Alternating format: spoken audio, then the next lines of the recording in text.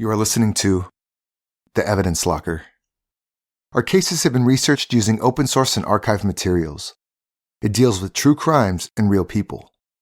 Each episode is produced with the utmost respect to the victims, their families, and loved ones. Vancouver, British Columbia, 1984.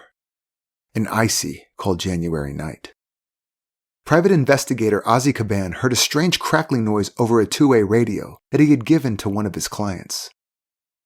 Cindy James had been harassed by a stalker for years, and Ozzy had instructed her to call him if she ever needed his help. Ozzy called out on the two-way radio, asking if Cindy was okay, but there was no response. He went straight to her home, and when he knocked on the front door, there was no answer. The investigator walked around the house and looked through the kitchen window. He saw Cindy lying on the ground, unconscious. Ozzy realized he had to act quickly. He notified emergency services and while he waited, kicked down the front door. Cindy was unresponsive. In fact, Ozzy could not find any vital signs and thought that she may be dead. A note, written using cutout letters from magazines, was stuck to her hand, impaled with a paring knife. The note read, "You're dead, bitch." First responders arrived, and fortunately, they were able to revive the 40-year-old nurse. Police had been to Cindy's house often, as she had reported harassing behavior over the preceding 2 years. They could never find any evidence of forced entry, and had become skeptical about Cindy's claims. That cold January night was no different. There were no signs of forced entry. There were no fingerprints or any other clues at the scene. Ozzy Caban also did not see anyone leave the property when he arrived. And remember, the front door was locked. Once Cindy had regained consciousness, Ozzy visited her in the hospital. She told him what had taken place inside of her home. She said that she had seen a man entering through the front gate to her house, and the next moment, she felt a blow to her head, followed by the sting of a needle in her arm. She did not see her assailant. Cindy had multiple superficial stab wounds all over her body. She could not remember being stabbed and believed she was already drugged by then. However, despite needle marks on her arm, no traces of drugs could be found in her blood. Who was behind Cindy's vicious attack? And would Ozzy Caban be able to stop the person before it was too late?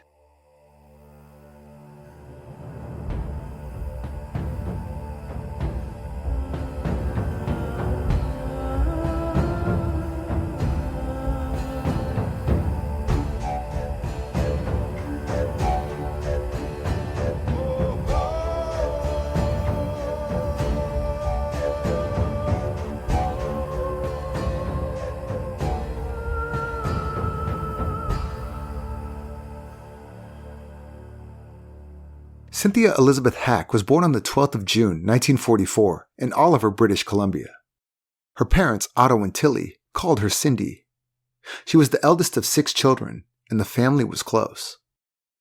Otto Hack was a colonel in the military, and he was a strict father. Cindy's relationship with her father was strained as she felt he was too controlling. By the time she was ready to leave school, the bright, beautiful young Cindy had wanted to go to university, but her father was against it. He felt that women should stick to traditional roles and encouraged her to attend nursing school instead. She was still studying to be a nurse when, at the age of 19, she married South African-born psychiatrist Dr. Roy Makepeace. He was 18 years her senior, and by all accounts they had a good marriage. Of course there were ups and downs. Roy loved sailing, a hobby that Cindy struggled to embrace as she had a fear of drowning and preferred to avoid water. However, to appease Roy, she did go sailing with him. In 1966, Cindy graduated from nursing school, where she concentrated on pediatric nursing and found a job as an administrator at a center for kids with behavioral or emotional issues. Although Cindy never had any children of her own, her sweet and caring nature made her well-liked by all the students in her care. Her coworkers enjoyed her company and knew that they could count on Cindy as she would always walk the extra mile. In 1982, Cindy and Roy separated after being married for 16 years. Cindy's family and friends were rather surprised when Cindy told them that she was leaving Roy, because the couple seemed to be happy enough. The split appeared to be amicable, and they remained in close contact after she moved out. For the first time in her adult life, Cindy was by herself. She settled into her new routine of work, her new home, and socializing with friends. Cindy enjoyed gardening and loved spending time with her dog, Heidi. The future looked bright for a brief moment, but that was not to last. We'll take a quick break for a word from our sponsors. Is there something interfering with your happiness or is preventing you from achieving your goals? Although I was in a good place, I felt it would be good for me to take stock and see where I can make changes to make things better. I reached out to BetterHelp. They assessed my needs and matched me with my very own licensed professional therapist. We set up a time to meet online and I opted for the video call. I'm actually really glad I did this. It was a wonderful conversation that we had. With BetterHelp, you can start communicating in under 24 hours. It's not a crisis line and it's not self-help, but it is professional counseling done securely and privately online. There's a broad range of expertise in BetterHelp's counselor network, which may not be locally available in many areas. What's good about BetterHelp is that the service is available for clients worldwide, whenever you need it. You can log into your account anytime and send a message to your counselor. You'll get timely and thoughtful responses, plus you can schedule weekly video or phone sessions, so you won't ever have to sit in an uncomfortable waiting room as with traditional therapy. BetterHelp is committed to facilitating great therapeutic matches, so they make it easy and free to change counselors if needed. It's more affordable than traditional counseling, and financial aid is available. BetterHelp wants you to start living a happier life today. Visit their website and read their testimonials. They're posted daily, like this one. Rachel has been a game changer for me in gaining confidence and helping me define and make a plan to achieve goals. Visit betterhelp.com/evidence. That's better, HELP, and join the over 700,000 people taking charge of their mental health with the help of an experienced professional. Evidence Locker listeners can get 10% off their first month at betterhelp.com/evidence. Now, back to today's episode. 4 months after her separation from Roy, Cindy's life began to change forever. It started with a couple of threatening phone calls by an anonymous person. The caller simply breathed down the line. Other times, the person whispered unsettling threats. October 12, 1982, Cindy reported the threatening calls to police.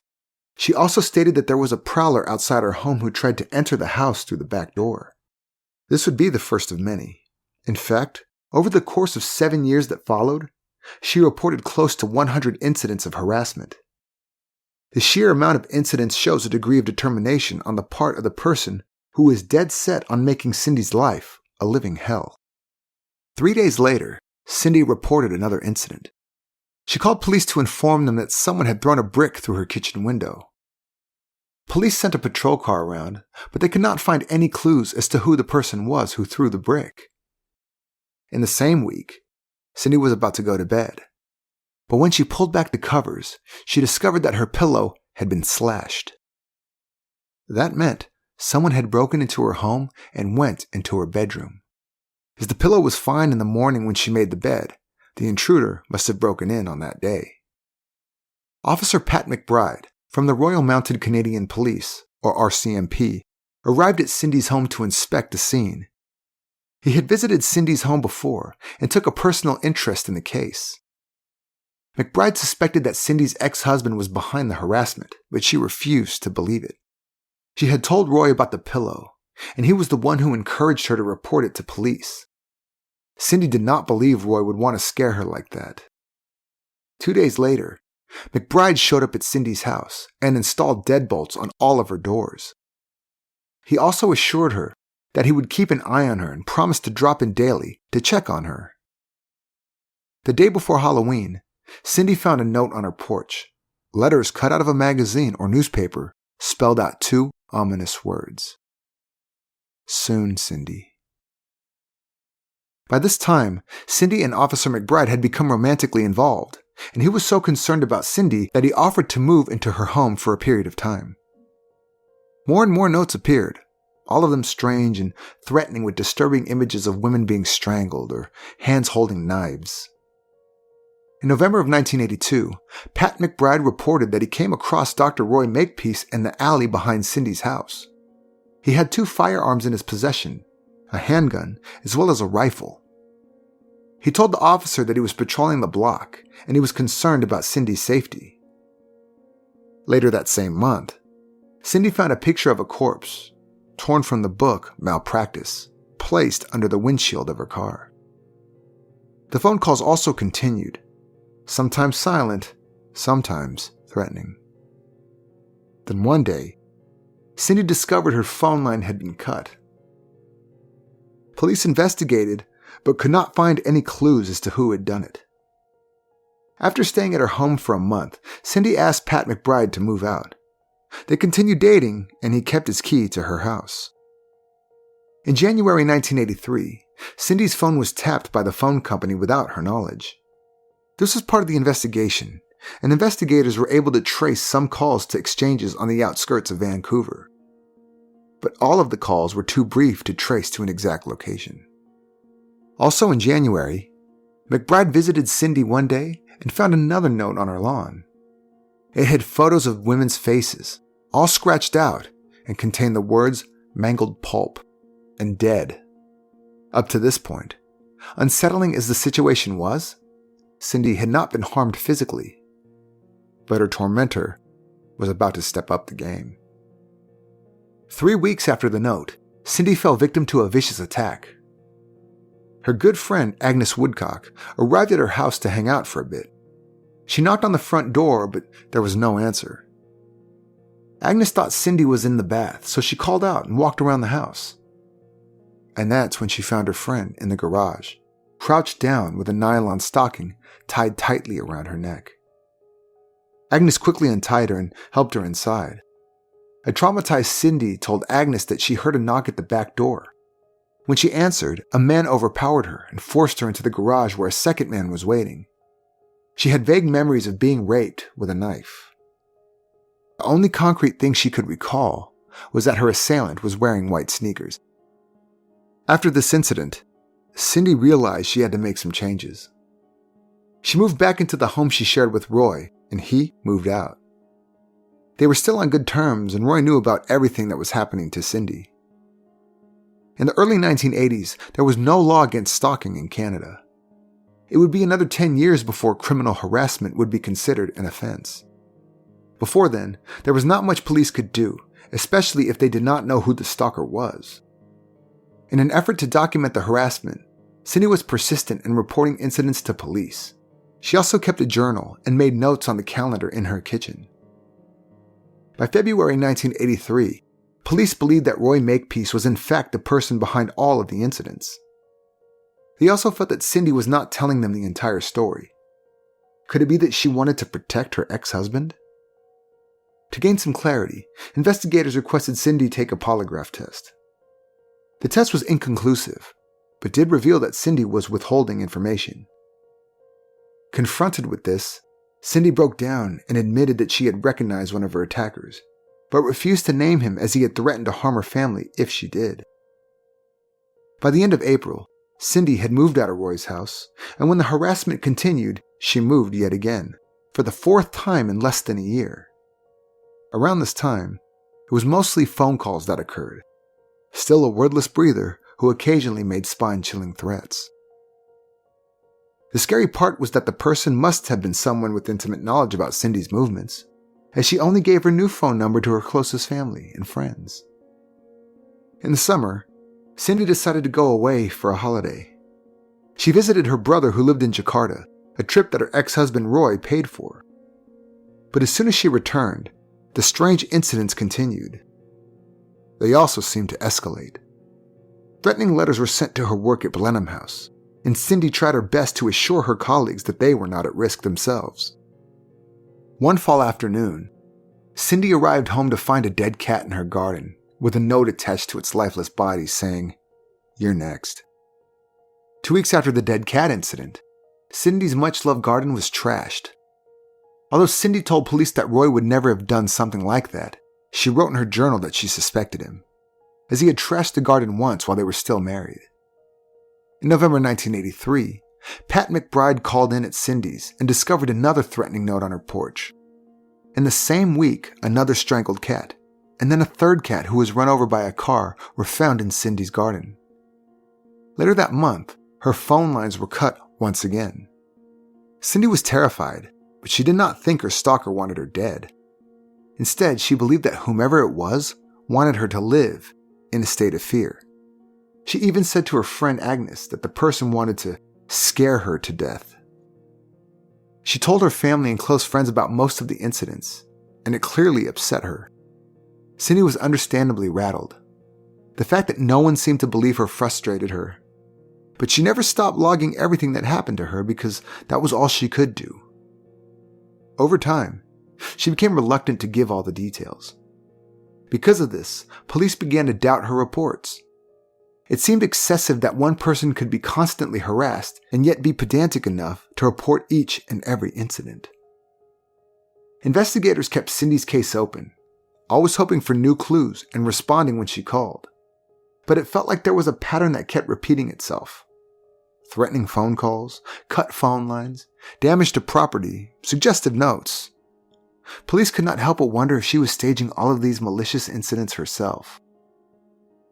On the recommendation of Pat Mcbride, Cindy hired private investigator Ozzy Caban. She wanted the protection, but also hoped that he would be able to bring a fresh perspective to the case. Caban looked at all the evidence in the case, and he had to agree with the RCMP. It seemed like Cindy was not telling them the whole story. Why would a victim withhold information if it could help investigators to solve the case?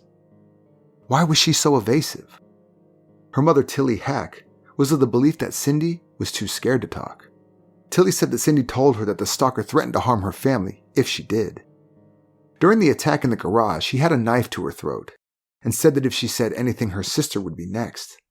Then, her mother. But if that was the case, why did Cindy bother reporting the incidents to the police at all? We'll take a quick break to tell you about one of our podcasting friends. If you are looking for a new true crime podcast, you should give True Crime Couple a try. They are a fun-loving newly married couple from New Jersey that covers some of the more obscure cases from all over the world, ones you haven't heard covered before. Kay, a high school history teacher, and John, a teamster in New York City, provide interesting insights to some of the most interesting and gruesome crimes that have ever been committed. Follow along as Kay unfolds a story for both you and her husband John to hear. The twists, the turns, and the occasional banter will have you hooked on the show and these two. Listeners of the show, or you could say yourself, have left reviews about how detailed the research is and how much respect the couple has for the victims. So if you are into research-based podcasts, give True Crime Couple a try. You can find them on Apple Podcasts, Google Podcasts, Spotify, Stitcher, or whichever podcast listening platform you have. Back to today's episode. Not long after Caban was employed by Cindy, she was attacked inside her home. Caban was concerned when he heard something on the two-way radio he had given her, so he went over to her house to check on her. And that's when he found her unconscious with the knife through her hand. The fact that Cindy was so confused and incoherent after the attack made it difficult for Caban and the investigating officers to investigate the assault. There were no signs of forced entry, and although she was nearly dead, blood tests revealed no traces of sedatives. Police were so convinced that Cindy had staged the attack herself, they did not even take fingerprints. Cindy returned home and had an alarm system installed. She also sought out psychological counseling to help her cope with the stress of her situation. She finally admitted to police that during her marriage, Roy Makepeace threatened her and resorted to physical violence on more than one occasion. She told him that she intended to break off all further contact with him. Cindy said that she sometimes saw a suspicious person who she thought could be her tormentor. But he wasn't always alone. Sometimes there were 2 or even 3 people with him. On Valentine's Day 1984, police took Roy Makepeace in for questioning yet again. He insisted that he had nothing to do with Cindy's attacks. He had his own theory. He believed that it had to do with Cindy's work with emotionally troubled children. According to Roy, Cindy had upset one of the children's family, a dangerous family with connections in organized crime. At the end of March, Cindy was asked to take another polygraph test. This time she passed, and the conclusion is that all the information supplied by Cindy was truth. In the months that followed, the phone calls continued, but they were always too short to be traced. Police set up surveillance of her house on various occasions. They were usually stationed in a neighbor's yard, and Cindy knew she was being watched. As many as 14 officers were involved in the surveillance operations, but during those times nothing happened.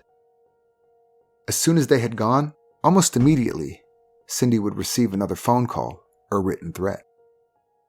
Cindy's family and friends believed that the attacker did this on purpose, to make police doubt Cindy. If that was the case, it worked. Police were getting fed up with Cindy and were more convinced than ever that she was somehow orchestrating all the incidents. The whole situation took its toll on Cindy, and she became increasingly withdrawn and lost a significant amount of weight.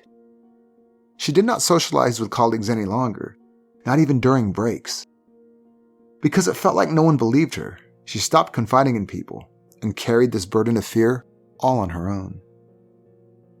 In June 1984, when Cindy arrived home after work one day, she found her beloved dog Heidi tied to the kitchen table with a cord around her neck, clearly distraught and injured, and sitting in her own feces. Around Heidi's neck was the same cord used to strangle the dead cats found in her garden. On the 3rd of July, it was a beautiful summer's evening, and Cindy notified Ozzy Kabam that she was heading out to take her dog for a walk. 3.5 hours later, she knocked on a stranger's door. She was badly injured, with black nylon stockings knotted around her neck, and collapsed as soon as they opened the door. According to Cindy, while she was walking Heidi, a green van pulled up next to her. Inside was a bearded man and a blonde woman. The man asked for directions. After that, she couldn't remember anything. She had 2 needle marks on her arm, but again, no drugs, other than the prescription antidepressant medication she was taking, could be detected. She was confused during questioning, saying things like, "I don't think I remember." This harmed her credibility, and police officers were reluctant to follow up as they honestly thought Cindy was putting on an act.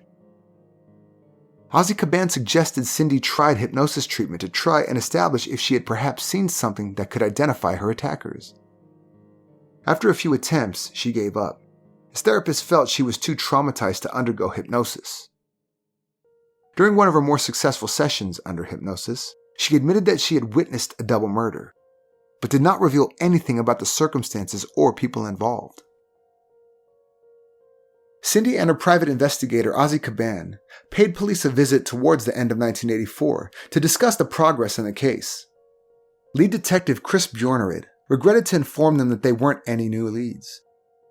They had conducted background checks on all of Cindy's friends, colleagues, and acquaintances, and nobody had any reason to torment Cindy. An Interpol search on Roy came up clean, and no physical evidence linked him to the incidents at Cindy's home. Despite police being skeptical about Cindy's reports, Ozzy Kabam believed her. He saw her with the knife stuck in her hand and felt that there was no way she would have done that to herself. He encouraged Cindy and supported her to keep up the fight, so in the new year, she decided to give hypnotherapy another go. This time, she made a shocking revelation. Under hypnosis, she said that she had witnessed her ex-husband Roy killing and dismembering a young couple while they were on a yacht trip near Thormanby Island in 1981. Police looked into the alleged crime and established that Roy and Cindy had been sailing near Thormanby Island in the year before their separation. But they could not find any evidence of a missing couple or body parts washing up. Nothing. Cindy's sister was also on this trip, and she told police that she did not notice anything unusual. The calls continued, and Cindy was never at peace. On one occasion, the lights on her porch were smashed. She received a note containing a photo of a covered corpse being wheeled into a morgue. Another note had more disturbing photos with the phrase, "I see you," written with a stencil. June 1985. Cindy overdosed on prescription medication, and her family believed that she attempted to take her own life.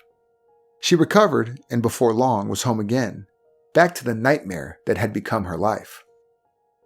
A month later, Cindy reported a silent call to police. The phone company revealed that she had dialed her own number from inside her home. The question is, would she not have had an engaged signal if that was the case? Either way, police shrugged it off as just another one of Cindy's reports. At the end of July, on a warm summer's day, raw meat was delivered to her house. Cindy found the rotten, reeking parcel in her postbox. No one saw anyone deliver the package, and the general feeling was that Cindy had placed it there herself. In the month that followed, 3 separate fires were started inside Cindy's home.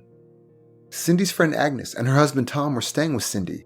The house alarm woke them up in the middle of the night. Cindy rushed into their room and said that there was a fire in the basement. When they tried to call the fire department, the phone lines had been cut. Tom ran outside and saw a man standing on the corner of the street and asked him to call emergency services. The man did not respond and ran away without looking back. Police could not find any signs of forced entry into the basement from outside the house. The basement window was closed and the dust on the windowsill was undisturbed. Whoever started the fire must have been inside the house. There was only one window in the entire house where an intruder could have entered, but police did not think anyone actually entered, suspecting yet again that Cindy had staged the scene herself. However, after investigating, the insurance company was satisfied that Cindy had not started it herself and paid out an amount close to $10,000. On the night of the fire, Cindy took her dog for a walk at 3 a.m. The fact that she did not seem to take extra precautions regarding her personal safety, especially on the same night as an incident, convinced police of the fact that there was no stalker and that Cindy was the cause of it all. At the beginning of December 1985, Cindy decided to move once more, this time to Richmond. She had only just moved in when one cold night, she was found lying in a ditch 6 miles from her house. She was out of sorts and seemed to have been drugged. Again, a nylon stocking was wrapped tightly around her neck. She was only wearing a man's work boot on one foot and a single glove, and hypothermia had set in. Her whole body was covered with bruises and cuts. When officers asked Cindy what had happened, she could not remember how she ended up there. If Cindy was behind all the incidents, would she have willingly gone out in the cold, half naked? And where did the man's boot come from? If she had purchased it, where was the other boot? The scene baffled investigators and no one knew what to think anymore. 4 months later, in the spring of 1986, Cindy woke up to another fire inside her home. She told police that she thought Roy had something to do with it. What she didn't know was that Roy was halfway around the world in South Africa at the time. Cindy was spiraling downward at a rapid pace. She was depressed and had suicidal thoughts. Her landlord was fed up with all the harassment and asked her to move out. To make matters worse, a report from the RCMP stated that she should be considered as a dangerous person around children.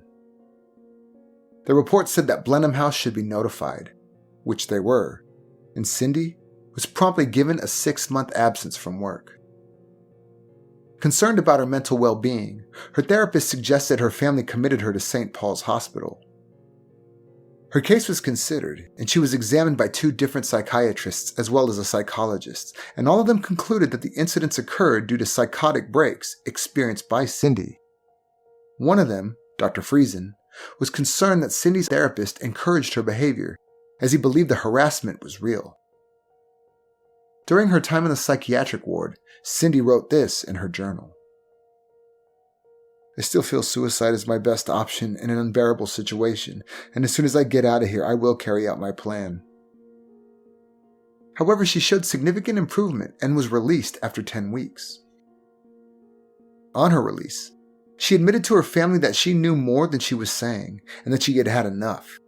She was going to take matters into her own hands. Throughout the summer, she continued therapy with Dr. Friesen.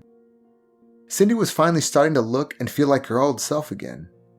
Also, there were no more incidents of harassment, which made some people believe that perhaps Cindy was the one who had done it to herself all along. Cindy was rebuilding her life and decided to change her last name from Makepeace to James. By September of that year, she bought her own home in Richmond. She was determined to get on with her life and returned to work in October. However, a month after her return, she lost her job for good. This was a huge blow to Cindy, seeing as she had worked at Blenheim House for more than 10 years and she loved her job. Despite all of this, Cindy decided to upskill and took a couple of refresher courses in nursing. During this time, she did not report any incidents to police. She started her new job at Richmond General Hospital in August 1987. But in that very same month, the harassment started up again. Cindy reported a broken window at her house and said that it looked like someone tried to force another window open. More reports flowed in throughout 1988. A broken basement door, a hole cut in a glass window. Cindy believed her stalker had returned. After each incident, Cindy became increasingly traumatized. She reported each incident but knew no one believed her. The more they questioned her credibility, the more stressed she became. The more stressed she became, the more police believed that she was somewhat unhinged and was doing all of this for attention. Cindy confided in her sister and said that she was concerned that all of the attacks she had suffered and all the drugs that had been given to her during the assaults had caused a degree of brain damage. She doubted herself, wondering if she was perhaps imagining things. But then, she was not always alone when she discovered the notes or when the phone rang. Other people around her witnessed the harassment too. Cindy told police that she believed her ex-husband Roy Makepeace was behind it all. He knew how to get to her, how to unsettle her, and as a psychiatrist, he would have known how to systematically drive her insane. Police convinced her to call him on the phone and confront him. They recorded the conversation. He vehemently denied it. He can be heard sighing before he said, "My God, I am certainly denying it. I have always denied it. I have absolutely nothing whatever to do with it." After this phone call, Roy contacted police and provided them with a disturbing message left on the answering machine at his home.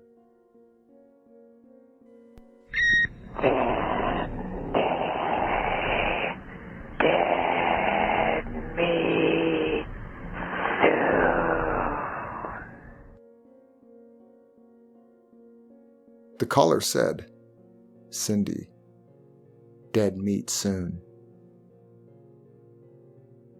Most people felt it sounded like a woman disguising her own voice, or perhaps a teenager. Police felt it was Cindy herself who had made the call and left the message on her ex-husband's answering machine. On October 26, 1988, 2 weeks after Roy received this message, Cindy was found unconscious in her car, naked from the waist down, hogtied, with a black nylon stocking tied tightly around her neck. She said that she was attacked as she was getting out of her car. After this, more incidents occurred, like attempted break-ins and threatening notes. By May 1989, Cindy told her private investigator that she was ready to talk. This statement strongly implied that she knew more than she had revealed in the past. This conversation would never happen. On the 25th of May 1989, 6 years and 7 months after her first harassing phone call, Cindy had a good day. She was looking forward to 5 days of leave and had collected her paycheck from Richmond General Hospital in the early afternoon. She told everyone that she'd see them after her leave. At 4 p.m., a neighbor saw her leaving home for the last time. Cindy went shopping and picked up a gift for a friend's son. Then, she had a makeover at a beauty salon, bought some groceries, and deposited her paycheck just before 8 p.m. These would be Cindy's last known movements. When she did not show up for a planned bridge game at her home with Agnes and Tom Woodcock by 10 p.m., they were immediately concerned. They drove around and found her car in the parking lot of a local Safeway. The driver's door had blood on it, and there was no sign of Cindy anywhere, so the Woodcocks informed the police. At the scene, they found Cindy's car with the groceries and the wrapped gift. The contents of her wallet were found under the car. The blood on the door was later confirmed to be Cindy's. Cindy was officially a missing person, and her photo was widely published. In newspapers, on lampposts, outside shops, but no one came forward with any information. Then the worst was confirmed. when 2 weeks later her body was found in the yard of an abandoned house, just over 1 mile from where her car was found. A construction worker had come across the body and recalled injuries to her face. He said, "Her face was completely black. I think it had been punched in." She had suffered a brutal beating and her hands and legs were tied behind her back. She was fully dressed, but had no shoes on. Her feet were clean, which meant she could not have walked there. Once again, a black nylon stocking was tied around her neck. The post-mortem examination concluded that Cindy had died due to an overdose of morphine and other drugs. In fact, she had 10 times the lethal dose of morphine, as well as 10 times the lethal dose of flurazepam in her system. There were needle marks on her right arm, and the assumption was that the morphine entered her system intravenously, while the flurazepam was taken in pill form. The first conclusion was that she had ended her life in the most tragic of ways. Private investigator Ozzy Caban emphatically stated that it would not have been possible for Cindy to stage the scene the way she was found. Ozzy believed that she was kidnapped and tortured before her body was dumped there. Police investigated the matter and looked at Cindy's file and all her reports of harassment over the years. There were 4 probable suspects: Dr. Roy Makepeace, Pat Mcbride, the man Tom Woodcock saw running away on the night of the fire in Cindy's basement, and then, of course, the final suspect was Cindy herself.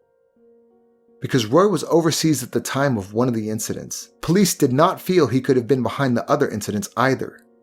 One psychiatrist thought that Cindy was responsible for everything and set things up so it would look like Roy had done it.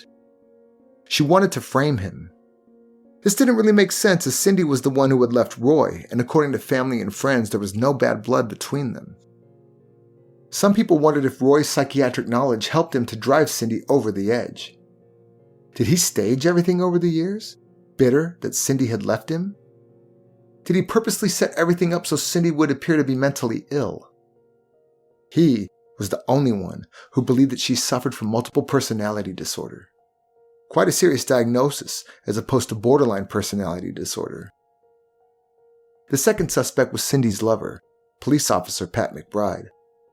Although he only met her after the menacing phone calls had started, he was often present when Cindy discovered threatening notes. He also had a key to her home, and as a cop, he would have known exactly when her house was under surveillance. Mcbride was a feasible suspect, and many people still believed that he was the one who tormented Cindy. A post on Reddit implicates him. The writer claimed to be a relative of Mcbride's and posted, "My uncle was a suspect, and what a lot of the available reading on the case fails to mention is that years after Cindy turned up dead, my uncle Pat Mcbride of the Royal Canadian Mounted Police was stripped of his badge for, what I was told, were similar attacks or threats of attacks on other women. He's since passed, so I can't ask him about it. Though I don't think I would. He always scared me a little." As it is not possible to verify this claim, one cannot take it as the gospel truth.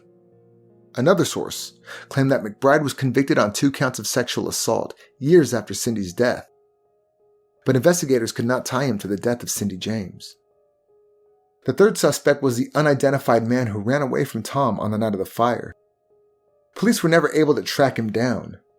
Was he hired by someone? Perhaps he had absolutely nothing to do with the fire and was spooked by Tom. We'll never know, unless that person decides to come forward. This left investigators with one last suspect: Cindy James herself. For argument's sake, let's consider if Cindy could have ended her own life. At the inquest, an expert witness demonstrated that it was possible for a person to tie themselves up in the position that Cindy was found. However, he conceded that he had used different knots to the ones in the black nylon stockings that tied Cindy up. There was also the fact that he was not drugged when he did it.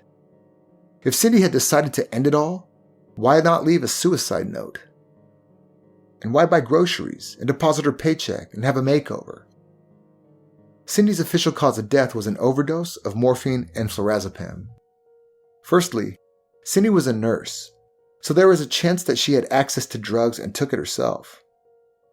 But knowing that the dosage of morphine found in her body would have killed her, why would she have taken both? Also, no syringes or pill containers were found at her car or near her body.